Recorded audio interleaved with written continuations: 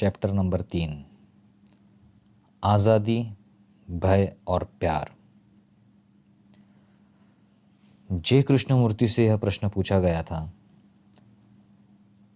अंग्रेजी हुकूमत के ख़त्म होने के बाद भी हमारी शिक्षा के ढांचे में कोई बुनियादी तब्दीली नहीं आई। मांग वही है और जोर आज भी स्पेशलाइजेशन पर, विषय विशेष में महारत हासिल करने पर है। तकनीकी और पेशेवराना ट्रेनिंग पर कैसे हमारी शिक्षा असल आज़ादी का वाहन हो सकती है, सही मायनों में उसको अमल में लाने का साधन बन सकती है। कृष्णमूर्ति जी का जवाब। श्रीमान, असल आज़ादी से हमारे क्या मायने हैं? राजनैतिक आज़ादी, या फिर जैसे आप चाहे वैसा सोचने की आज़ादी? छूट। क्या आप जैसा चाहे सोच सकते हैं, मर्जी मुताबिक? और क्या सोच विचार से आज़ादी लाई जा सकती है? क्या सारी चिंतन प्रक्रिया ही संस्कारित नहीं है? तो वास्तविक आज़ादी से आपका अर्थ क्या है? जितना हम जानते हैं, शिक्षा संस्कारित चिंतन ही है। क्या ऐसा नहीं? हमारा मतलब तो नौकरी हासिल करने से है, या उन जानकारियों का इस्तेमाल करने से अपने अहम की संतुष्टि व खुद को बड़ा चढ़ाकर दिखाने के लिए, दुनिया में आगे बढ़ने के लिए। क्या यह देखना अहम नहीं होगा कि असल आज़ादी से हमारे मायने क्या है? यदि हम यह समझ पाए तो शायद किसी पेशावराना महारत की, किसी तकनीकी ट्रेनिंग की अपनी कुछ अहमियत हो सकती है। किंतु महज तकनीकी सामर्थ्य को ही बढ़ाए चले जाना बिना यह समझे कि असल में आज़ादी है क्या, यह तो तबाही की तरफ ही ले जाएगा, भयंकर युद्धों की तरफ। और यही तो है जो अब संसार में घट रहा है। तो आइए पता लगाए कि वास्तविक आज़ादी से हमारा तात्पर्य क्या है। बेशक आज़ादी ही पहली ज़रूरत है कि कहीं कोई भय ना हो। सिर्फ समाज द्वारा थोपे गए भय नहीं, बल्कि असुरक्षा की भावना ढोते मनोगत भय भी।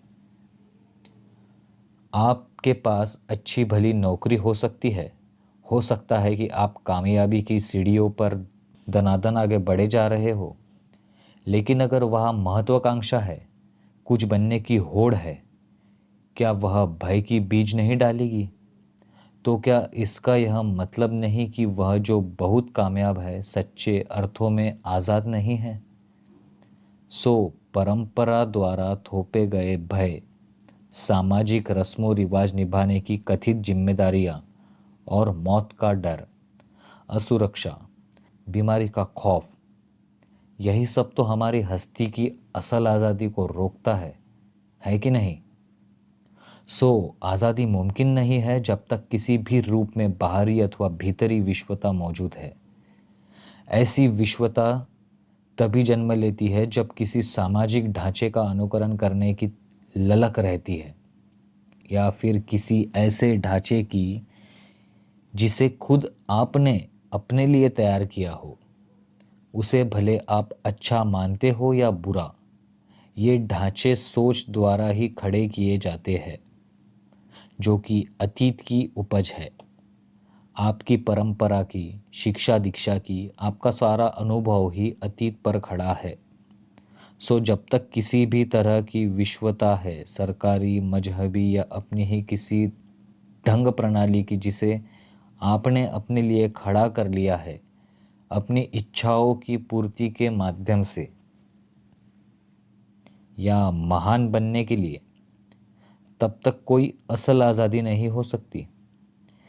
इसे हासिल करना कोई आसान काम नहीं है, ना ही यह समझ पाना इतना आसान या सहज है कि असल आज़ादी से हमारा भाव क्या है। लेकिन हम यह भली भांति देख सकते हैं कि जब तक भय लेश मात्रा भी मौजूद है किसी भी रूप में, हम नहीं जान सकते कि वास्तविक आज़ादी है क्या, व्यक्तिगत हो या सामूहिक। जब तक भय है, विवशता है, कोई आज़ादी नहीं हो सकती। हम असल आज़ादी के बारे में कल्पनाएं ज़रूर कर सकते हैं, परंतु वास्तविक आज़ादी तो उसके बारे में किए गए काल्पनिक विचारों से सर्वथा भिन्न ही होगी। सो जब तक मन किसी भी तरह से सुरक्षा के पीछे भाग रहा है, और ज़्यादातर लोग इसी के तो पीछे लगे हैं, जब तक मन किसी भी रूप में स्थायित्व के लिए तड़प रहा है, आज़ादी हो नहीं सकती। जब तक व्यक्तिगत या सामूहिक रूप में हम सुरक्षा तलाशते हैं, जंग तो होगी ही। यह बात एकदम साफ है। यही तो है जो दुनिया भर में आज हो रहा है। तो असल आज़ादी तब भी हो सकती है जब मन सुरक्षा की कामना के तमाम सिलसिले को, अमरता और निरंतरता की आरज़ू को समझ लेता है। आखिर यही तो है जो हम अपने देवताओं में, अपने गुरुओं में ढूंढते हैं। सामाजिक संबंधों में, सरकारों में हम सुरक्षा ही तो तलाशते हैं। परमात्मा के रूप में हम परम सुरक्षा की भावना पोषित करते हैं, जो हमसे ऊपर है। उस छवि को आप ऐसे विचारों में ढांप लेते हैं कि आपकी हस्ती तो एकदम क्षणभंगुर है, पानी का बुदबुदा, परंतु वहाँ उस रूप में तो आखिरकार आप अमर है। तो आप धार्मिक स्थायित्व की कामना से शुरू करते हैं। आपकी सारी सियासी, धार्मिक और सामाजिक गतिविधियाँ, वे जो भी हो, स्थायी, हमेशा बने रहने की लालसा पर ही खड़ी है। निश्चित होने की, खानदान के माध्यम से, कौम या किसी विचार के जरिए या पुत्रादि के द्वारा आप खुद को ही चिरस्थायी बनाने में लगे हैं। कैसे वो मन जो जाने अनजाने हर वक्त सुरक्षा की, अमरता की ही तलाश में रहता है, वह कैसे कभी आज़ादी पा सकता है? सही मायनों में हम वास्तविक आज़ादी तो चाहते ही नहीं। हम उससे कुछ अलग चाहते हैं। हम चाहते हैं बेहतर हालात, एक बेहतर राज्य। हम आज़ादी नहीं चाहते, हम चाहते हैं बेहतर, बढ़िया, अच्छे हालात, और उसे हम शिक्षा कहते हैं। क्या यह शिक्षा संसार में अमन ला सकती है? एकदम नहीं। इसके विपरीत यह तो और बड़े युद्धों, तकलीफ़ों को जन्म देने वाली है। जब तक आप हिंदू हैं, मुसलमान हैं और खुदा जाने क्या क्या है,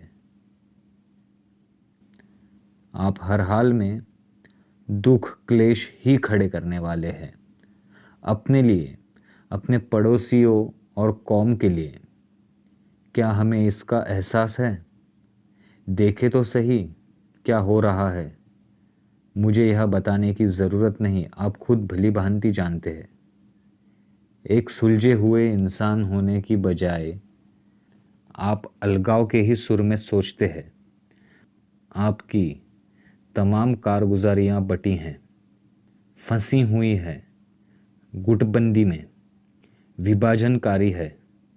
आप सब लड़ मर रहे हैं। यही नतीजा है इस तथाकथित आज़ादी का और इस नाम निहाद शिक्षा का। आप कहते हैं कि मजहबी तौर पर आप एकजुट हैं, पर असल में आप लड़ रहे हैं, तबाह व बर्बाद कर रहे हैं एक दूसरे को, क्योंकि आप जीवन की समग्र प्रक्रिया को नहीं देखते। आप सिर्फ आने वाले कल तक ही महदूद है, अच्छी नौकरियां पाने तक। यह सब सुनकर जैसे ही आप बाहर निकलेंगे, वही सब कुछ करना जारी रखेंगे। आप तंगदिल ही रहेंगे, सारे संसार में मुंह फेरे हुए। जब तक आप इसी सुर में सोचते हैं, युद्ध, तकलीफ़ों और बर्बादी आपके मुकद्दर में बंधे हैं, आप कभी महफूज नहीं होंगे, न आप, न ही आपके बच्चे। हालांकि आप महफूज होना चाहते हैं और इसीलिए आप इसे तंग इलाकाई नज़रिए से देखते हैं। आप इन्हीं राहों में अटके हैं जंग की तलवार सिर पर लटकती ही रहेगी। जीने का आपका यह तरीका यही बताता है कि आप सचमुच आज़ादी चाहते ही नहीं, आप सिर्फ जीने का एक बेहतर तरीका ढूंढ रहे हैं।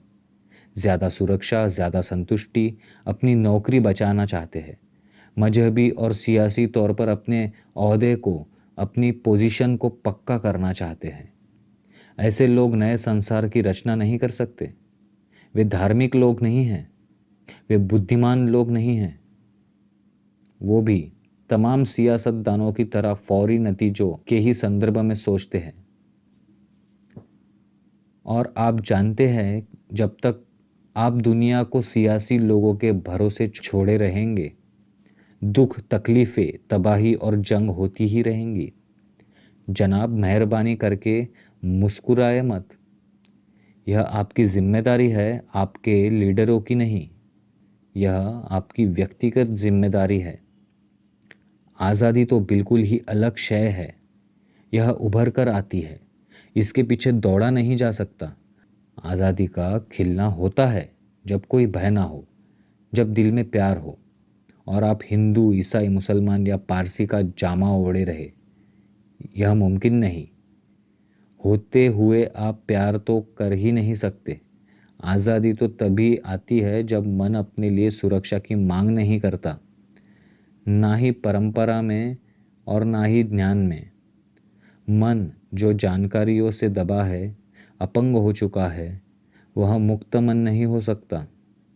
मन तो तभी मुक्त होता है जब वह तत्क्षण जीवन का सामना करने में समर्थ हो जाता है। हर नई घटना, नई सोच, नया अनुभव, जो कुछ भी सामने आता है उसके यथार्थ का सामना करने में। जब तक मन अतीत के बोझ का मारा है, वह आविर्भाव, वह उद्बोधन संभव नहीं। शिक्षक की जिम्मेदारी है नए इंसान को जन्म देना। उसका काम है एक अलग ही तरह की आदम जात को तैयार करना, जो अभय और आत्मनिर्भर हो, जो एक अलग तरह के समाज का निर्माण करे। ऐसा समाज जो हरगिज़ हमारे जैसा नहीं होगा, क्योंकि हमारे समाज की नींव है भय, ईर्ष्या, महत्वाकांक्षा, भ्रष्टाचार। असल आज़ादी तभी आती है जब प्रज्ञा का जन्म होता है, जिसके मायने हैं समग्र की समझ, अस्तित्व की अखंड धारा की समझ। यह बात जिद्दू कृष्णमूर्ति जी ने पूना में 31 जनवरी 1953 में अपने व्याख्यान में बोला था।